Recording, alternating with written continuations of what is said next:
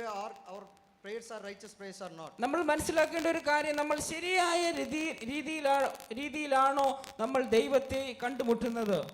Paul is telling to the Corinthians, പൗലോസ് കൊരിന്ത്യർ ലേഖനത്തിൽ ഇങ്ങനെ പറയുന്നു, please examine yourselves before entering into the Lord's table. നമ്മൾ കർത്തൃമേശയിൽ കടക്കുന്നതിന് മുന്നേ നമ്മുടെ ജീവിതത്തെ നാം തന്നെ ഒന്ന് എക്സാമിൻ ചെയ്യണം. In what we have to examine ourselves in front of God? നമ്മൾ എന്താണ് നമ്മുടെ ജീവിതത്തിൽ തിരിഞ്ഞു നോക്കേണ്ടത്? We have to examine that, are we disobedient to God? നാം ദൈവസന്നിധിയിൽ അനുസരണക്കേടിൽ ജീവിച്ചോ?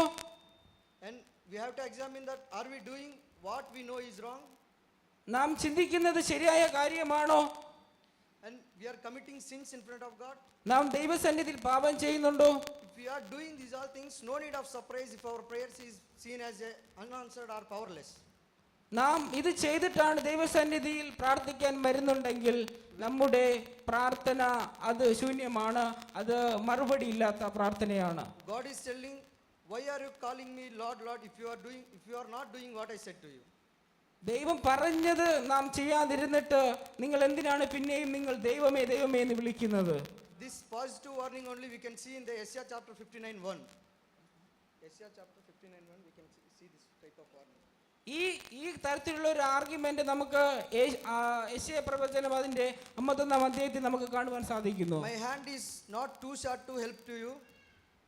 My hand is not short to help to you. ദൈവത്തിന്റെ കരം നമുക്ക് അത്ഭുതം പ്രവർത്തിക്കാൻ വേണ്ടി കുറുകിയിട്ടില്ല. My ears is not thin to hear you. എന്റെ ചെവി മന്ദമായിട്ടുമില്ല. It is only our iniquities we are going far from the God.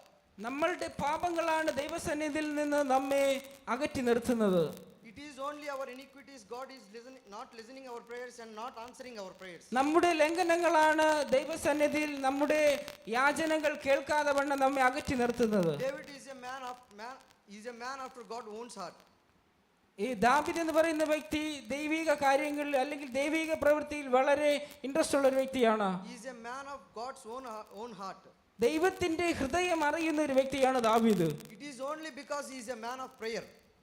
അതുകൊണ്ട് തന്നെ അവൻ ഒരു പ്രാർത്ഥന മനുഷ്യനായി അറിയപ്പെട്ടു. Not only in words and deeds also he is a man of prayer. അവൻ തന്റെ പ്രവൃത്തിയിലോ അല്ല അതിന്റെ വാക്കിലോ അല്ല താൻ പ്രാർത്ഥിക്കുന്ന ഒരു മനുഷ്യനായിരുന്നു. Because of that he can able to appeal in front of God, Lord, you should hear my prayer, you should answer my prayer, you should listen my prayer. അതുകൊണ്ട് ദാവീദിന് അത്രയും ധൈര്യമാണ്, ഞാൻ ദൈവസന്നിധിയിൽ പ്രാർത്ഥിച്ചു കഴിഞ്ഞാൽ ദൈവം എന്റെ പ്രാർത്ഥന കേൾക്കുമെന്നുള്ളത് ദാവീദിന് ഉറപ്പായിരുന്നു. So when we are approaching the holy God, നമ്മൾ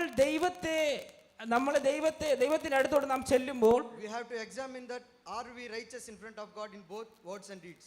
നാം ദൈവസന്നിധിയിൽ നീതിമാനാണോ അത് നമ്മുടെ പ്രവൃത്തിയിലും അതുപോലെ തന്നെ നമ്മുടെ വാക്കിലും? If we are not, it is clear and cut, God will not listen our prayers. ഇത് നമ്മുടെ പ്രവൃത്തിയിലും നമ്മുടെ വാക്കിലും നാം നീതിമാൻ അല്ലെങ്കിൽ ദൈവം നമ്മുടെ പ്രാർത്ഥന കേൾക്കത്തില്ല. That's what Isaiah 59:1 says. അതാണ് യെശയ്യാ പ്രവചനം 59-ന്റെ 9-ാമത്തെ വാക്യത്തിൽ പറയുന്നത്. And if you are praying righteously, നാം നീതിയോടെ പ്രാർത്ഥിച്ചു കഴിഞ്ഞാൽ definitely your prayers will effective and it will powerful. നമ്മുടെ പ്രാർത്ഥന അത് ഗുണമുള്ളതായി തീരും. We can see miracles and righteous things in our life. നമ്മുടെ ജീവിതത്തിൽ അത്ഭുതങ്ങൾ നമുക്ക് കാണാൻ സാധിക്കും. God bless you through these words.